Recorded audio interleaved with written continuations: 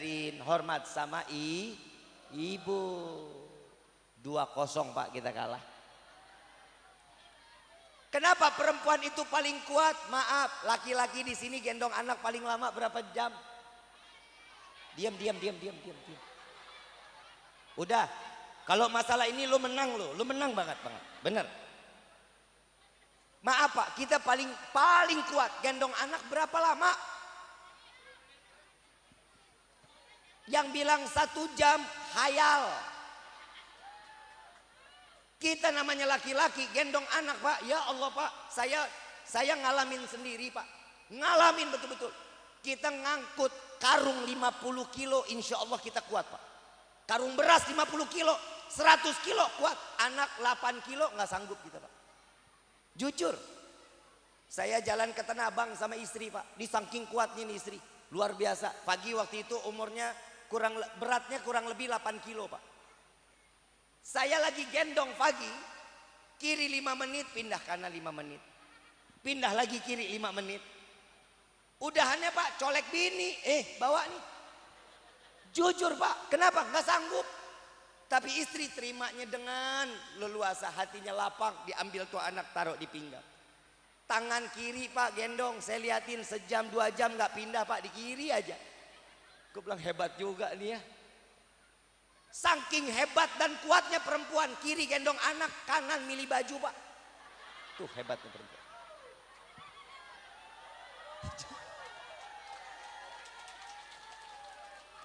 Berapa 0 kita kalah Pak? Berapa? 4-0 Pak, kita kalah. Dan yang ke berapa? 5-4. Yang kelima Pak, perempuan itu sering nyolong titel suami. Percaya nggak? Maaf, ada Pak RT? Nah, Pak RT, istri dipanggil siapa? Nah, pangkat seorang suami bisa diambil jabatannya sama istri. Coba istri yang jadi RT Bapak dipanggil siapa? Nggak mungkin. Ngimpi seorang presiden laki-laki, istrinya dipanggil siapa? Ibu presiden. Coba yang perempuan jadi presiden, suaminya dipanggil siapa? Nggak mungkin Bapak presiden dipanggilnya Pak Haji Joko Widodo pastinya. Betul nggak? Nggak mungkin presiden ada 2 Pak. Itu hebatnya para 5-0 Pak, kita kalah.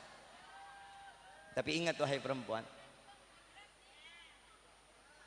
kalian boleh memenangkan setiap apa yang tadi disampaikan. Tapi ingat, ridha Allah terletak sebelum kalian menikah. Ridha Allah terletak kepada orang tua. Tatkala seorang laki-laki datang kepada kalian dan mengatakan, saya terima nikah dan kawinnya Fulanah binti Fulan, dengan mas kawin tersebut dibayar tunai, maka ridho Allah yang tadinya terletak kepada orang tua pindah kepada suami. Kunci surga setiap istri ada sama suami. 10-5 Pak, kita menang.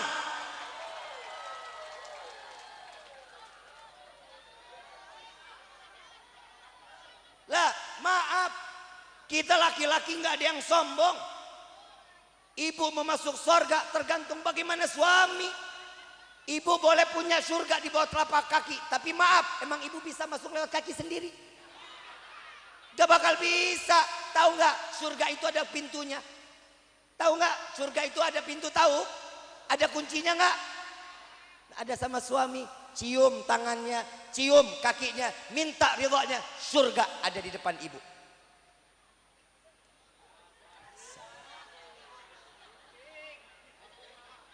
Bib, suami saya jahat, taat.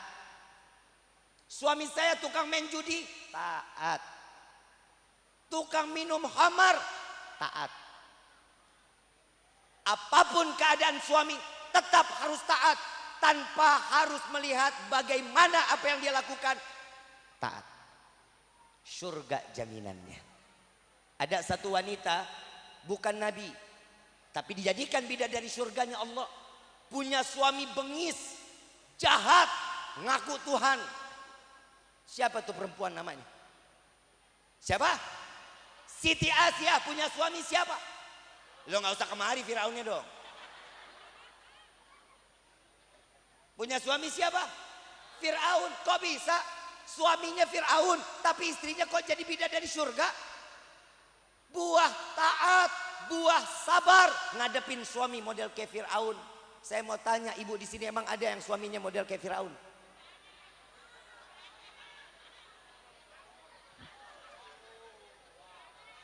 Lihat dia orang-orang baik, begini muka-muka orang baik, lo lihat. Pak, saya yakin Pak, Bapak semua laki-laki yang ada di Jatiuwung ini insya Allah penghuni surganya Allah. Habib, kok bisa yakin? Lihat muka-muka teraniaya.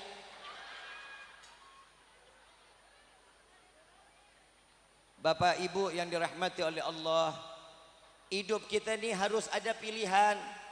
Kita mau kemana aja sesuai apa yang kita butuh. Allah minta kita cuman ibadah. Allah cuman minta kita ibadah, tapi susahnya kita setengah mati. Kameramen, oi duduk. Lo mundar-mandir orang ngeliatin lo PA. Ya bukan, ibu kesian sini, ntar lihat sini, lo bergerak lagi, dilihat lagi begini. Ibu yang di belakang sampai kayak kiper.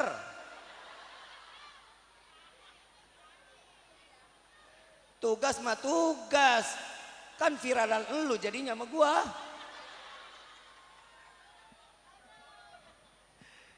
Ibu bapak yang dirahmati oleh Allah, apa yang kita lakukan di malam ini adalah cara salah satunya cara kita beribadah kepada Allah. Tadi qari, yang kedua menceritakan tentang bagaimana firman Allah, Subhanalladzi asra bi abdihi lailan minal masjidil haram ilal masjidil aqsa alladzi barakna haulahu linuriyahu min ayatina innahu huwas samiul basir alim.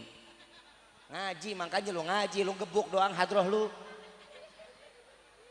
Main hadroh kenceng, ayat alim.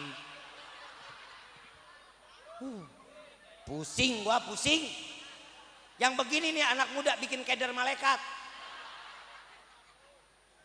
Jujur Pak, saya sekarang anak muda sekarang mah bukan lagi bikin keder orang tua, kederin malaikat. Giliran datang majlis jemput perempuan, pamit sama orang tuanya, Bu, Pak, saya izin ya bawa denok. Mau kemana? Mau ke majlis. Bu, Pak, izinin denok ya. Mau jalan nih Pak. Ya udah jalan dah. Bapaknya sama ibunya blow on banget lagi, main ngasih aja.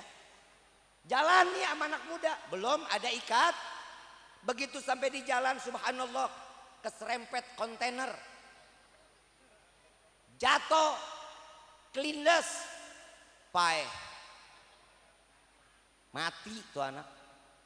Malaikat datang, malaikat Ridwan, alhamdulillah ahlan wa sahlan ya ahlal jannah. Malaikat Malik nggak terima, tak duluan, main mau masukin sorga aja. Lah ngapa dia mau jalan ke majlis? Tak dulu, dia jalan bukan lagi sama mahramnya. Dia belum halal tapi mau jalan ke majlis, dia ahli neraka. Malaikat dibikin keder tuh, lihat. Hati-hati Bu, Pak, jaga putra putri kita ya. Mudah-mudahan Allah jaga putra putri kita selalu, amin ya rabbal. Menjadi putra putri yang saleh salehah, amin ya rabbal. Saya mau tanya, peristiwa Isra wal Mi'raj ini kita percaya apa enggak? Yakin apa enggak?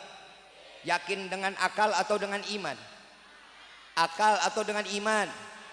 Karena perayaan Isra wal Mi'raj, perjalanan Isra wal Mi'raj wajib diyakini dengan akal nggak bakal bisa ikut campur. Akal nggak bakal masuk. Tapi banyak di luar sana bahwa Isra Mi'raj itu rohnya Nabi yang berangkat. Ada yang mengatakan Nabi itu lagi dalam keadaan mimpi. Ada yang mengatakan itu ilham dari Allah.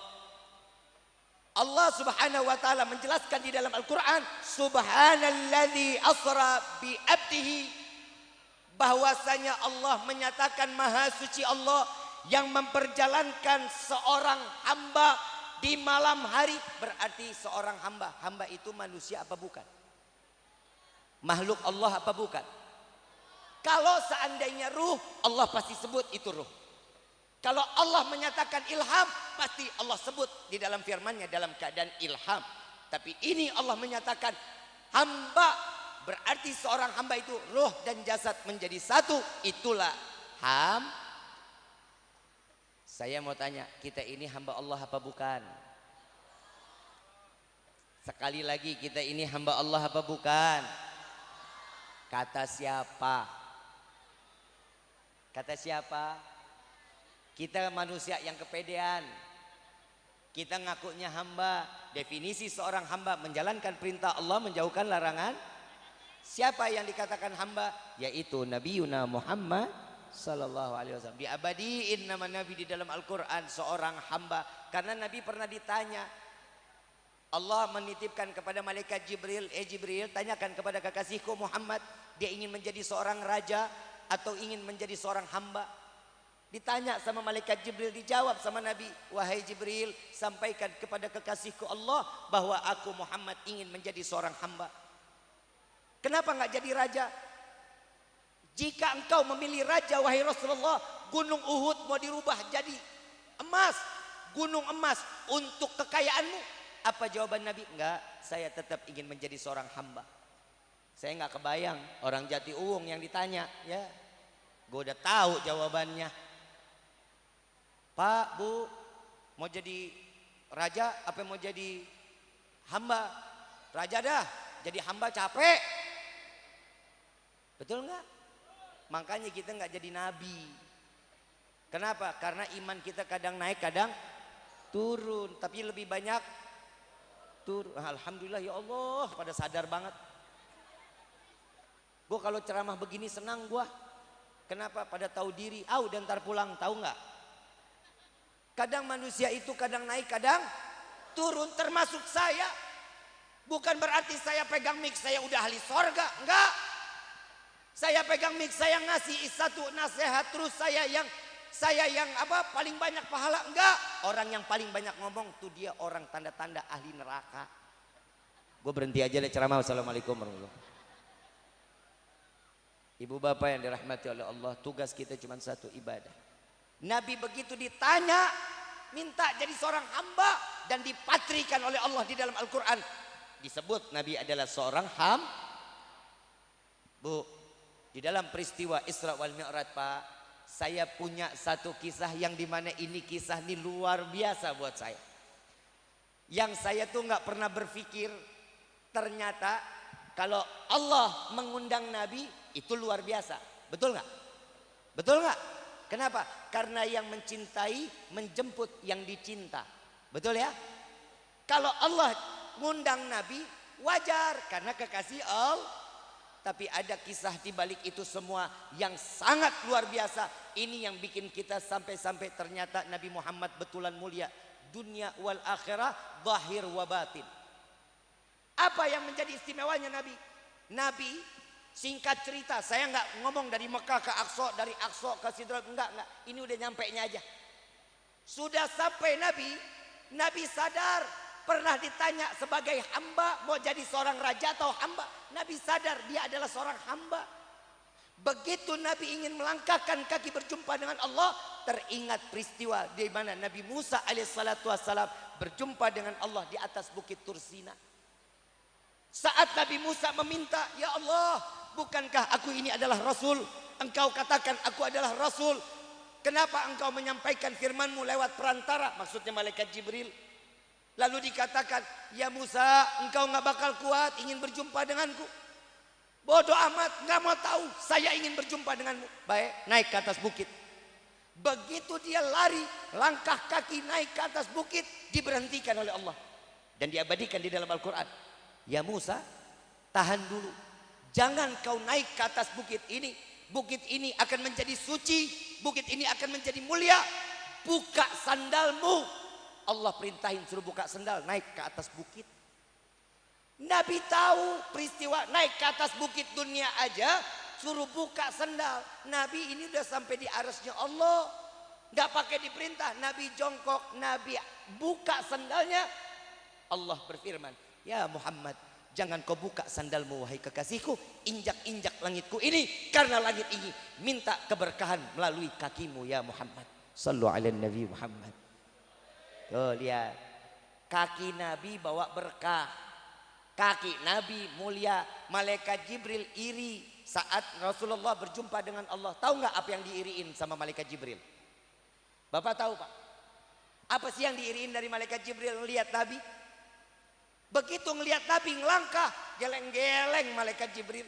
Malaikat Jibril satu langkah hancur, nggak bisa nahan cahayanya Allah.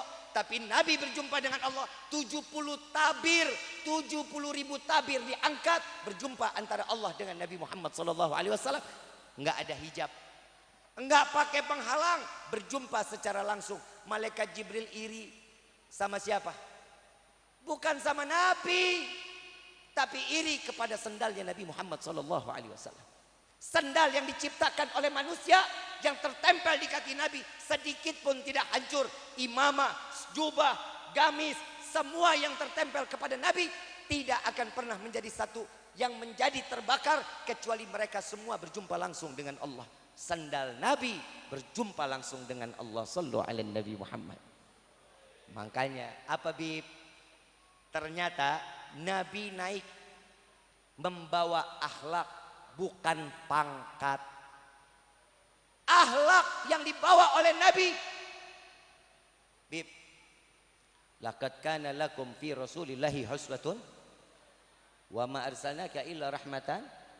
Laqad ja'akum rasulun min anfusikum azizun 'alaihi ma 'anittum harisun 'alaikum bil mu'minina raufur. Coba kita lihat itu ayat-ayat tentang nyanjung Nabi bukan? Siapa yang nyanjung Nabi? Siapa yang muliakan Nabi? Siapa yang angkat Nabi? Allah Rabbul Alamin. Diangkat, disanjung, dimuliakan. Tapi tatkala Nabi tahu dirinya seorang hamba, begitu masuk at-tahiyatul mubarakatus salawatut thayyibatulillah.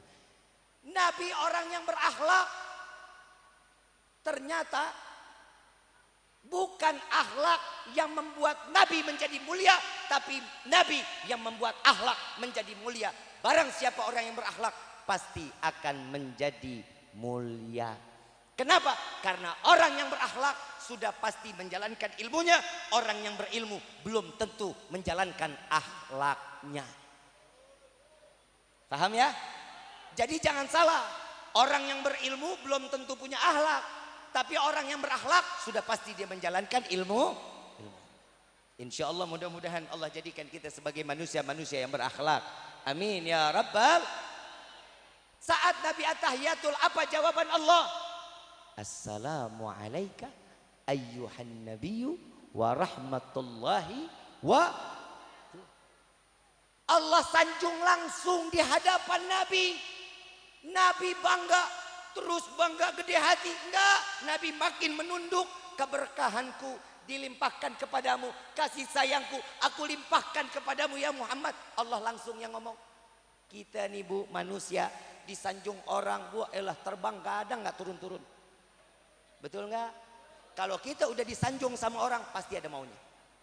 Pasti. Ya Allah Bu, kok cakepan amat sih ya Allah. Bang, ya Allah bang, makin tua makin gagah banget.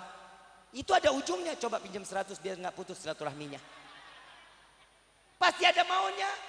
Kita kalau disanjung orang, oh iya makasih, itu jawaban kita. Tapi Nabi disanjung oleh Allah, Nabi sanjung balik. Assalamu alaina wa ala ibadillah. Tuh lihat Nabi Muhammad, akhlak luar biasa. Contoh Nabi. Bib, bagaimana kita bisa menempel Nabi? Maaf, beribu maaf. Tahu kulit? Kulit sapi ada nggak kulit sapi? Ada ya. Kulit sapi bisa nggak dibikin sepatu? Kulit sapi bisa nggak dijadiin sendal? Saya mau tanya, kulit sapi bisa nggak dijadiin dompet buat laki-laki? Tempat yang dipakai, sendal, sepatu, dompet, tempatnya mulia apa enggak? Gak bakal mulia. Dompet taruhnya di mana? Bokong Bu. Main pantat aja lu ngomongnya. Taruh di mana? Pantat. Betul ya? Sendal adanya di mana? Mulia apa enggak? Sepatu sendal taruhnya di alas kah? Dompet taruhnya di, terserah lu dah mau taruh di mana. Mulia enggak tempatnya? Mulia enggak tempatnya? Ada sisanya. Kulit sapi ini ada sisanya.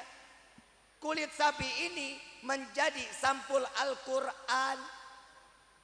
Orang yang pegang Quran wajib wudhu dulu.